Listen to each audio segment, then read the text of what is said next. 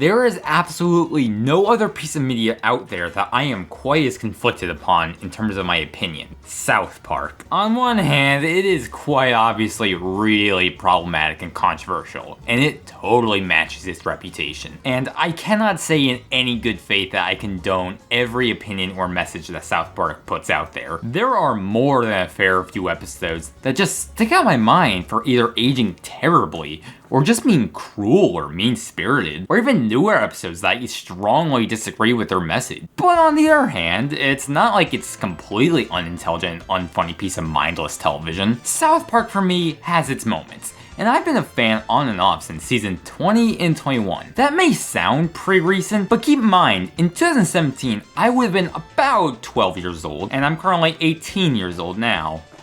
Oh god. However, this show is blatantly not for everyone.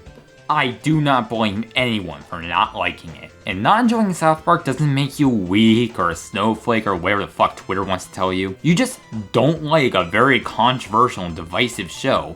And that's a-okay. It's also a-okay if you're a diehard fan of things. Just, as long as you're not a fucking bigot or anything like that, Friendly reminder, transphobia is cringe. However, like I said, I've been a fan for many years. Let me take you back in time. I remember back in 2017, we were preparing for the release of the newest South Park video game, The Fractured Butthole, which after replaying recently, I think is really great. I remember dabbling in the Stick of Truth too around this time, albeit I've always preferred the more interesting combat and themes of The Fractured Butthole. Despite my hyperfixation on South Park and playing the South Park video games at the time, my entire life there has been one constant hyperfixation in my life: retro gaming. I remember in 2017, I finally gathered some money together and decided to take the plunge and buy myself my very first retro gaming console. I weighed out my options and decided that I wanted my very first retro gaming console to be a Nintendo 64. So online I went and I ordered a bunch of stuff. My Nintendo 64, a controller, memory card, and a few games. I still remember the games I picked out. Super Mario 64 and Pokemon Snap were must-haves for me when I was buying the console.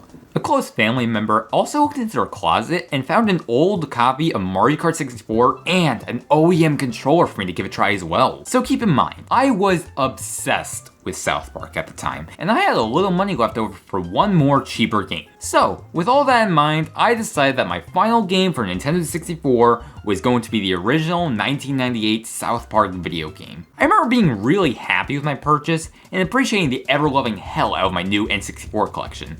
But South Park 64 was never really a game I really enjoyed, even back then. I recognize the game as being kinda crap. The game is a first-person shooter, which is the last genre I would have expected from a South Park video game. This allegedly was due to the fact that the developers were forced and stuck using the engine of their previous game, Turok, to develop the game. And keep in mind, we're playing it on N64, so awful controls and awful performance is to be expected. The game on N64 is covered in so much obnoxious ass fog. This is more fog than what I expect in a Silent Hill game at times. It's really that bad. From the poorly aged controls and poor performance of the game itself, I kinda wrote this game off as a cute novelty in the collection and very little else. However, I recently remembered this game and got thinking, was the game really that bad? Or was this a decent game bogged down by shitty controls and bad performance? Well, for some reason I was pondering this and decided I was going to give this game another fair shot and make some decent progress in the game. I am going to try and get as far into the 1998 South Park video game as I can today. I don't plan to beat it, but just get as far as I can really tolerate, just see if the game gets any better after the first level. Now, I've already talked about the problems with the N64 version, and while I've never played the PlayStation 1 version, I hear it's a similar story. However, this game got a PC release as well, and given that the first-person shooter genre controls the best with a keyboard and mouse in my opinion, and I am absolutely sure my computer can run this game at far better performance, I tracked down a copy of this game for PC and decided to give it a fair shot. Upon starting up the game, you're introduced to a cute recreation of the South Park introduction in 3D. It is a pretty cute touch here, however, you can definitely tell the game is struggling to handle it, as the cutscenes run real time on the metal and isn't pre-rendered. Like, you can see the characters popping in and out of frame. Starting a new game, we have the option to play as one of the main four boys: Your choice is entirely cosmetic, but it is a cute addition. So the premise for this game is that a comet is coming to the Earth and flies through the town of South Park, causing several strange occurrences to appear. Ooh. First of which being murderous turkeys swarming the town of South Park. When you first load in a level, your main objective is to find the 3 other boys in town while the turkeys chase you. This is where I can confirm the controls are 100% better on PC than N64. It feels like an actual first-person shooter now. Your default attack is to throw snowballs at your enemies. It's not a very powerful attack, but it will be a pretty fast attack, and you never really run out of ammo. Alternatively, you can throw piss-covered snowballs. Real classy there, guys. The piss balls take longer to throw and I think are heavier projectiles, but they're still unlimited and do way more damage. That being said, during my time playing the game, I very rarely use the piss balls. I mainly use other weapons or snowballs. Throughout the game, you can collect other weapons like dodgeballs, dart guns, toilet plungers, etc. Credit where due. The idea of kids using childish gadgets and toys as their weapons is a real novel one, because keep in mind, these are just kids after all. Hey, I never said they were good kids. Anyways, first level has you taking on massive hordes of turkeys. Holy fuck, these turkeys are no joke. They pack a punch. They even managed to chase out the entire crowd of people at the Renaissance Fair. Jesus Christ. Do you remember the classic South Park episode where a giant horde of turkeys beat up the main 4 boys? Anyways, we make it to the end of the level and enter Chef's house. Chef then tasks the boys to follow the turkeys back to their source. This means more turkeys, yay! But they also spice things up with cows, and these cows are no joke. They take 1,000,000 hits to take out, and they just keep coming at you. The end of this level features these annoying ass mother turkeys that lay eggs and then spawn more actual turkeys, and the only way to deal damage to them is to hit their asses. Real classy there, guys. On the plus side, this game is honestly surprisingly fun. It's a little more difficult than what I think it should be, but I'm having a lot of fun. It's kinda a cute novelty to explore a version of the South Park town from season 1 or so. I mean, you can very much tell where they cut corners. Buildings are repeated far more often than they should be, but it's fun and charming overall. The game gives characters you can play as plenty of voice lines, which at first I enjoyed as a cute novelty, but after hearing Stan utter the same lines over and over and over again while playing, the novelty totally wore off. Graphically, I mean, it's obviously aged pretty poorly objectively. But again, it's charming. Though I am a sucker for low poly models from the N64 era, so there's that. The game is broken up into different episodes, with the levels composing each episode. Episode 1 features namely the turkeys, and I've pretty much entirely talked about the depths of that episode.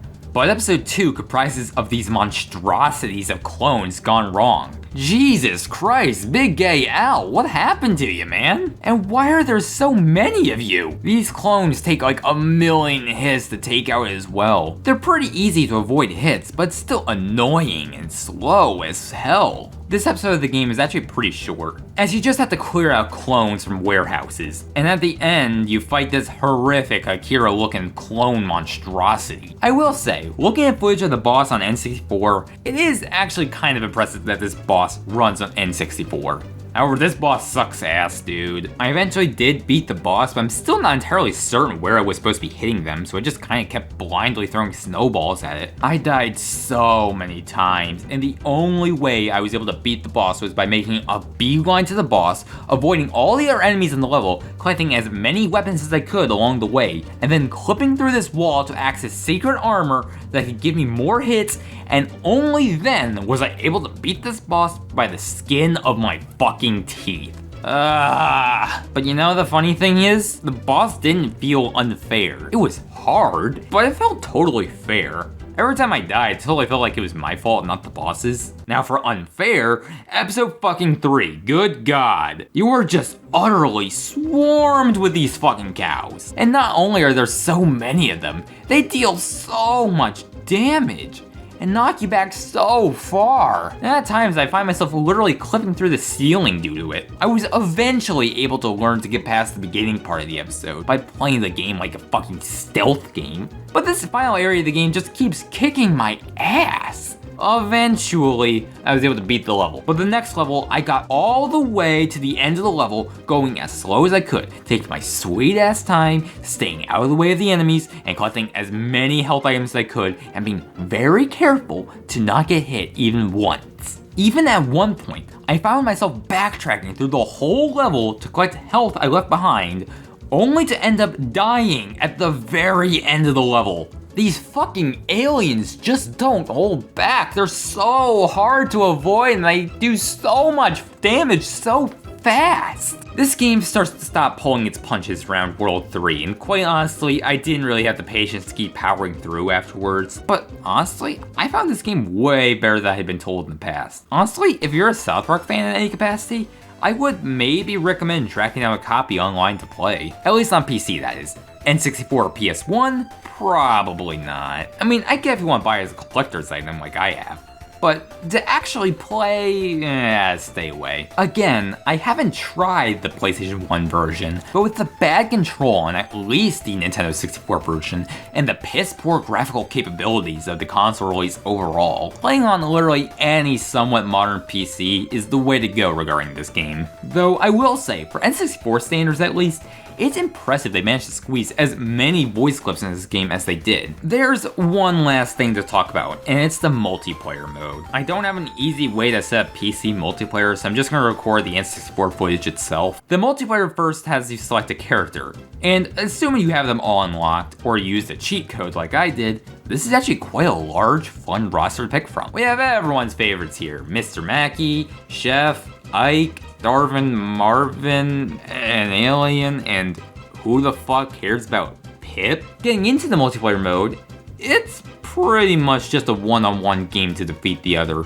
It's pretty simple, but it can be fun to play with the right people, I suppose. And that sentiment applies to most of this game. Going in, I was either expecting something aggressively awful or surprisingly good. And while I struggle to say this game is any more than decent, I was impressed that this game that for years was called terrible by many, and even the poopy heads behind South Park themselves said this, was actually pretty decent. However, given that this game was only at best decent, and there were two other South Park games this generation that seemed to be even worse from word of mouth, maybe the reputation of South Park games before Stick of Truth was soured by the following games. Well, maybe one day in the future I'll come back and talk about these two games. Or maybe I won't. I don't fucking know.